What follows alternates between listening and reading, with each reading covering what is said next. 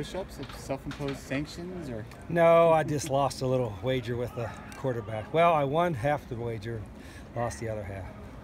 We actually did that competition that they had the bowl game here where you had to punt it, throw it, and kick a field goal from 110 yards. And a couple of them made it, a couple of them did. I thought I'd win the bet for sure. But I forgot how far they could throw it. I mean, Tate threw it like 75 yards, so all he had to do was make an extra point, and he still missed. He has no kicking skills, I'm told. What about his quarterbacking skills over the first 2 days here? What have you He's seen? learning. You know, he's got a lot of talent. He's got a lot to learn. You know, the rest of the quarterbacks, Anu and Brandon, are helping him and teaching him. But you know, he's going to be a good player. He's just a rookie right now. Do you instruct them to handle a new guy in a certain way, or is it just kind of up to them? No, I think the players. Mentor? You know, you want all the players to take ownership, and in particular the older guys take some leadership in addition to the ownership, and it comes natural. You don't want to force it, but for a quarterback position, I hope it comes natural, and it does. What did DeBeer show you when he had a chance to start late last season? Well, he was composed. He didn't make any mental errors. He's a smart guy, and we've moved him around a couple different positions, but he's gotten bigger and he's slowly getting better every year, and this should be his best year.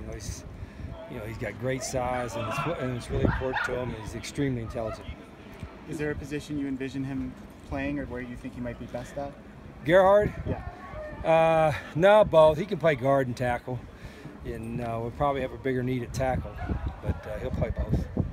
What would you have calculated the odds of him being a starter when he first shot? Gerhard, well, you know, once he figured out how to put his thigh pads on, you thought, okay, now you have a chance. Then it was, the shoulder pads, and then it was the knee braces and the shoes, and so it's been a work in progress. But when he first walked across, you saw him and said, boy, this guy's going to look like a big body guy if he gains some weight and if he's tough enough. That was always a question. You know, football is a physical sport, and he's all that. I know you often talk about size. You haven't gotten, there's not many guys that walk on the canvas the size of Keenan Walker. Yeah, Keenan's, well, he's got all the stuff that you want. You know, he's a big athletic guy. He's got a nastiness and physicalness to him. And, you know, again, he's a rookie, and he's learning, and he's going to have some growing pains this spring and this summer. But we like what we see so far. Is that one of the harder positions, offensive line? Well, yeah, mentally and physically, without question. Mentally, obviously, because of all the things that could happen to him from a scheme standpoint, but physically, just because it's so fundamental of a position. There's so many techniques that you have to learn that it takes him a while usually. What went into Cloy moving to He asked to move, okay. And I think what our needs were anyway on D-line. I think it was a good move, and you can't really tell much in just 2 days in shorts, but I think it's going to be a good move for him and us. Is he the right body type for what you want? Yeah, I mean, you know, the body type there, you want, everybody wants those 6'6", 270-pound guys, but you know, you just need size. We need to get bigger. We're still not big enough there, but we'll address that next couple of years. And what about Cobb? Whose idea was that? Same thing. He wanted to do that. Plus, we needed some competition over there, and he'll probably still run some fullback for us. You know, what he did last year, I think he only ran 2 plays. So I told him if you can just remember those same 2 plays, you can maybe play a little both ways. Is this kind of a fresh start for him at linebacker? Yeah, it's a fresh start for a lot of guys on defense. Just because it's a new staff and some new techniques. So I'm anxious to see what they all do.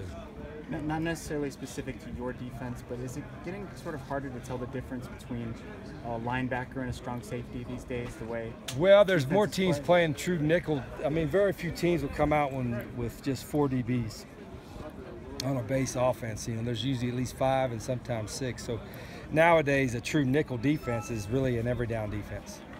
Taking this week off what's the reason behind that? Well, the only reason why we're not practicing during the week next week is because I'm going on a Nike trip.